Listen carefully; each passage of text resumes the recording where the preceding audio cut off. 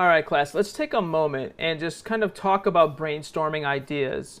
So, when we're working on our semester project, UIL final, or really any of our projects, a lot of times I'm going to give you a topic, but it's going to be up to you to come up with what your story is going to be. So, whether it's fiction or nonfiction, you need to come up with that story. Even if you have a client and they say, hey, build a video about my product, you still have to tell a story about that product in order to be successful with that video. So let's take a look at how, we've looked at how we've seen some examples about how films are built as far around stories. So let's take a look now and kind of pull that apart after we've seen these examples.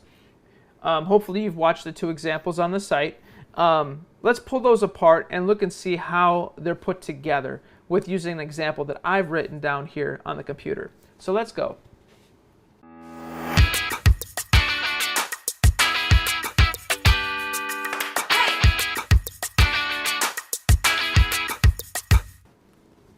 All right, so the last one, before we jump into this, we were talking about we were probably watched the Skyscraper video.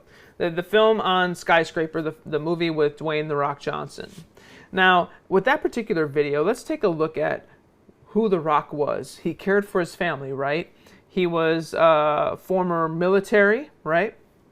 He lost his leg in an issue with in a tour of duty, and now he's a security guard, and he is working for the world's tallest skyscraper as a security guard. And what did they do? Some terrorists came. They're going to blow up or put this this tower into flames, and they're going to steal his family from him. So he has to get his family back. That is a whole formula for creating a film, and that formula is used for every single film. For instance, the next film we looked at was a scene from The Incredibles 2, the movie. The Incredibles 2, the movie.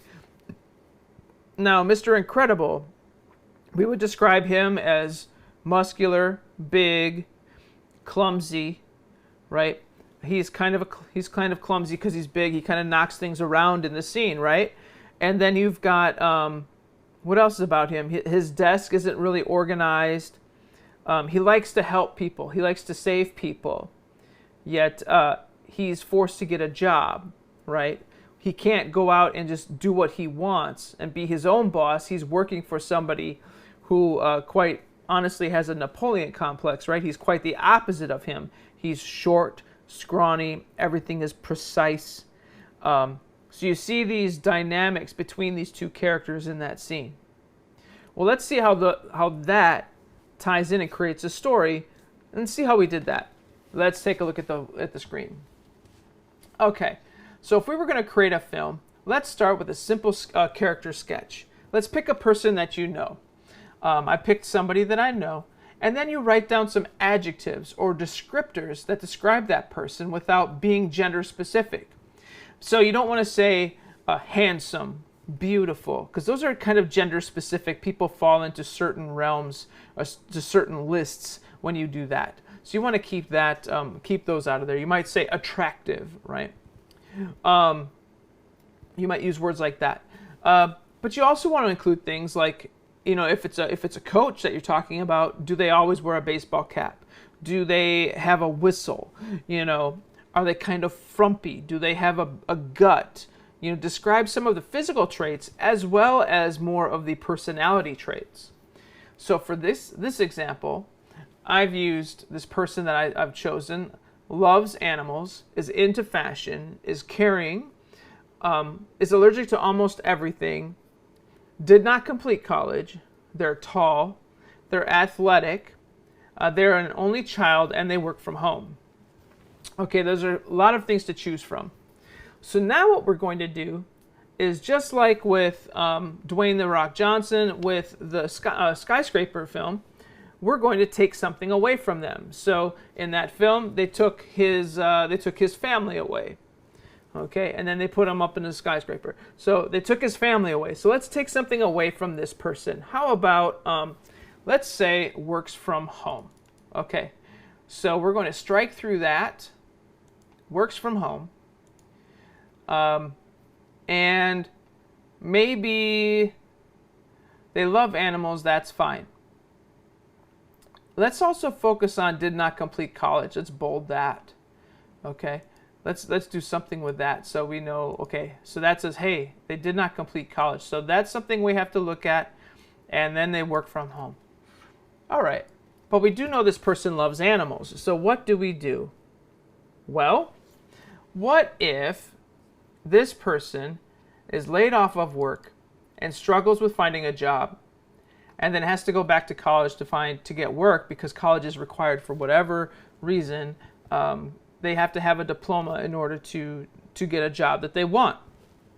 Okay, and then they become a vet to save animals because they love animals so much. Okay, this is a simple story. It doesn't sound too exciting right now, but what we could do is add in some other obstacles along the way. Maybe there's some other issues that they run into. Maybe an issue is because they're allergic to almost everything. What if they're deathly allergic to cats or something? I don't know. Okay. Or maybe they find out they're not an only child. That would be an interesting twist in the plot. So they're laid off. They go to college, and they meet up with someone at college that they're working with in class, and lo and behold, this person is their long-lost brother or sister. Okay?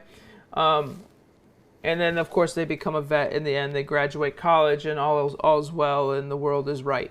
Okay? This is an example. This is an example of how to create a story, just real quickly and simply from making a list. Okay? And I didn't tell you if this person is male or female. I didn't even tell you how old this person is. You might include that. So that's how you do that. So I hope this helps. If you're stuck in the brainstorming phase, this is an excellent way to come up with a story. Now, you could take this a step further and say to yourself, well, what is a good children's story? Well, let's use fashion, right? This person's caring, they're into fashion. What if